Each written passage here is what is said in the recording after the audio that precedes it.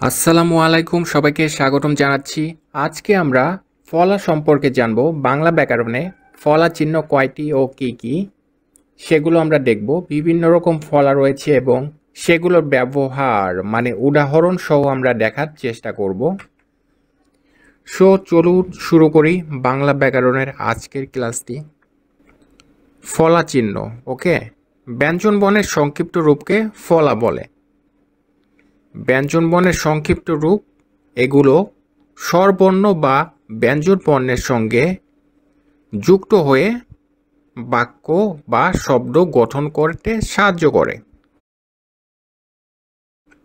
ফলা হচ্ছে 6টি বাংলা ব্যঞ্জনে রয়েছে: জ ফলা, ব ফলা, ম ফলা, র ফলা, ল ফলা এবং দন্তান্ন ফলা।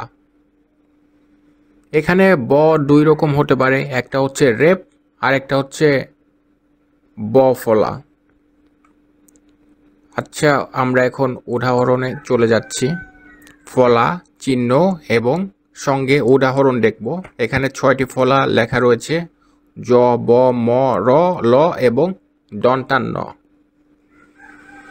জ ফলা হচ্ছে এরকম একটা ঢেউয়ের মতো নিচের দিকে, একে বলা হয় জ ফলা। আর এটার উদাহরণ হচ্ছে গদ্য ব্যাকরণ।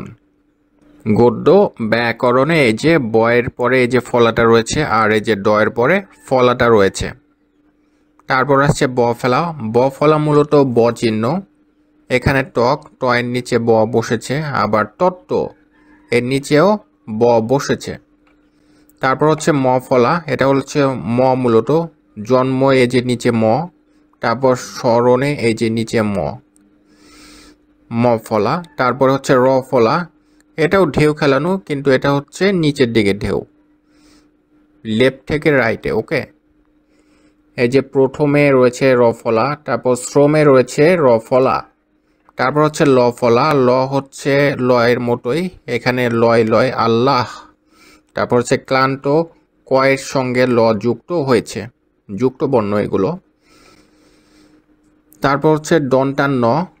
দন্তান্ন হচ্ছে অন্ন, নয় নয়।